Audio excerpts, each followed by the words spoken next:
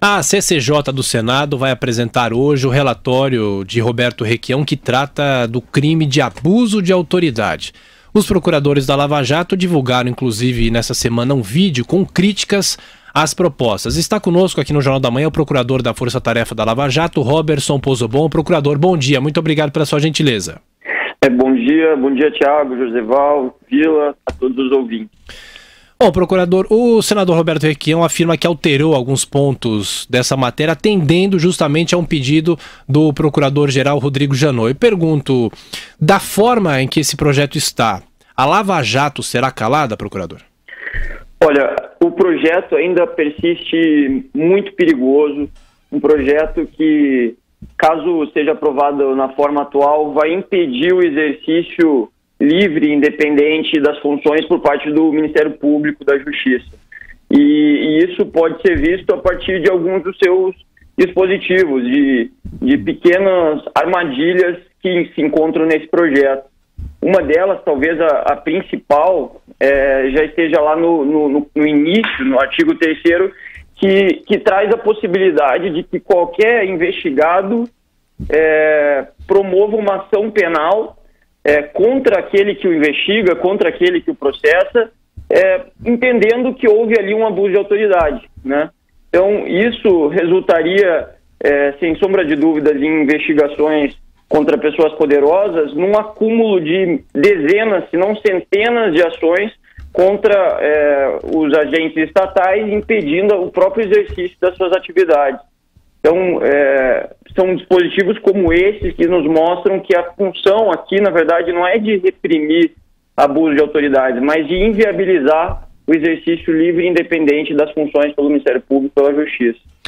Procurador, bom dia, Marco Antônio Vila, procurador. Deixa eu perguntar uma questão para o senhor. Então, nesse caso, caso seja aprovado esse projeto da chamado abuso, né, da autoridade, isso vai significar o quê? Quer dizer, o senhor já mostrou, quer dizer, de um lado, em relação ao conjunto das operações, não só a Lava Jato, mas o conjunto das ações em relação a esse terrível câncer da política brasileira, que é a corrupção.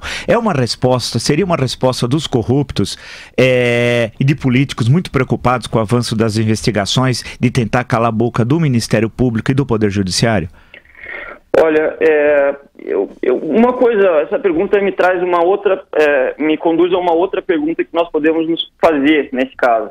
Essa lei de abuso, que é um nome perigoso, né? Que é um nome que analisado de forma descontextualizada, parece algo positivo. Claro. O seu conteúdo, não há nenhum dispositivo ali, por exemplo, que torne punível, né, que estipule como abuso. Faltou no projeto do Requião a previsão de que é abuso de autoridade o ato do deputado, do senador, que, para se livrar da prática de crimes, legisla em causa própria, né? Essa é uma omissão, por exemplo, que é clara por si só, né?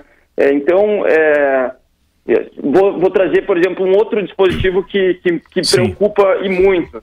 Ele tem um caráter um pouco mais técnico, mas vou tentar explicar aqui. Por exemplo, é o artigo 30. Então, estipula com abuso de autoridade dá início a uma ação penal, civil ou administrativa, sem justa causa fundamentada, ou contra quem o sabe inocente. O problema é esse ou, né? Então, ele criminaliza o exercício de uma ação penal quando a ação não é recebida, porque é justamente uma das hipóteses de não receber a denúncia, o que está dentro da técnica jurídica é o juiz entender, olha, nesse caso faltou justa causa, ou sei lá, faltou provas de autoria e de materialidade da infração penal suficientemente para seguir adiante, mas isso é algo do exercício do direito, da interpretação do direito.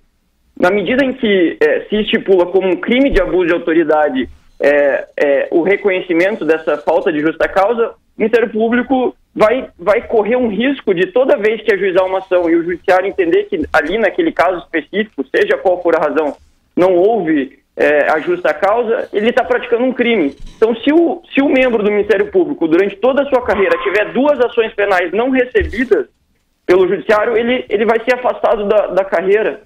E isso é quase que... Na verdade, é exatamente isso, é uma legislação de terror às instituições. porque coloca os agentes públicos estatais num estado de total insegurança para o exercício fundamental de suas funções, né? Então, o fato dessa legislação aparecer hoje, justamente no momento em que são arrastados por um grande esquema de corrupção, 1/3 do Senado, 1/3 dos ministérios, praticamente a metade dos governadores, isso é algo que chama atenção sem sombra de dúvida e nos causa preocupação se não é um exercício de perseguição. Doutor Robson, Joseval, bom dia, prazer em ouvi-lo. Ontem, por curiosidade, eu fui reler a Constituição de 1824. Eu estava preocupado com outras questões para ver, evidente que eu atuei sempre como advogado na vida. Mas na parte final, no último artigo da Constituição de 24, no inciso 10, já tinha essa questão, eu vou ler para o senhor. A exceção do flagrante delicto, né, como se escrevia à época, a prisão não pode ser executada senão por ordem escripta da autoridade legítima. Aí vem a ressalva. Se esta for arbitrária, ou seja, a prisão, se esta for arbitrária, o juiz que a deu e quem a tiver requerido serão punidos com as penas que a lei determinar. Eu acho que se botar essa questão da arbitrariedade do ato, acho que fica resolvida a questão, o senhor não acha? Olha, Joseval, o problema essa é uma Constituição mais antiga e com o passar do tempo se verificou que cláusulas abertas como essas, arbitrariedade, justa causa, eu cito uma outra aqui que me causa preocupação, que está também no cerne da questão, foi incluído ali uma questão por mero capricho, questões que são atécnicas, sabe? Elas podem gerar uma interpretação por A, por B, por C, por D, então elas não trazem a segurança jurídica para o exercício das funções. É preciso tratar o abuso de autoridade como qualquer outro crime, com algo, uma conduta delimitada, que não traga termos que verdadeiramente amarrem o exercício, né? Esse termo, fazendo remissão a esse termo, eu faço remissão até um outro aqui.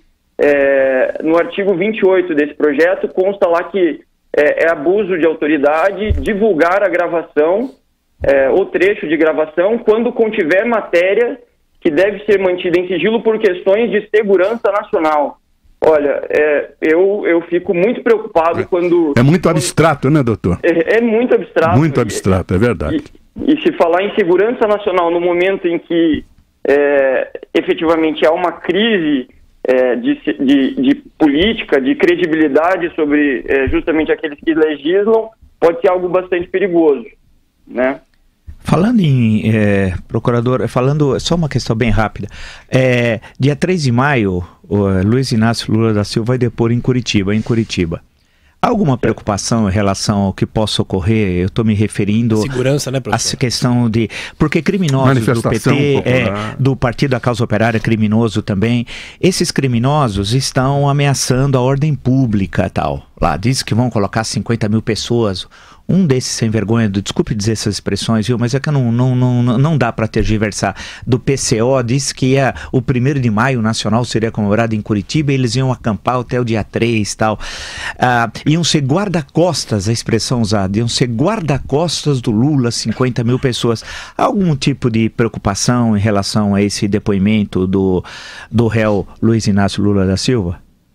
Olha, por parte da Polícia Federal, há uma preocupação, seja no exercício, seja na execução dos mandados de busca, de apreensão, de prisão, seja também em casos em que a segurança pública, né, até da eventual participação dos próprios manifestantes, possa ser submetido a risco, né? Eu não sei dizer exatamente qual foi o levantamento que foi feito, qual é o estágio da avaliação, mas com toda certeza serão adotadas pelas autoridades, pela polícia, pelos próprios profissionais que garantem a segurança da Justiça Federal, todas as cautelas devidas para que não haja nenhum incidente.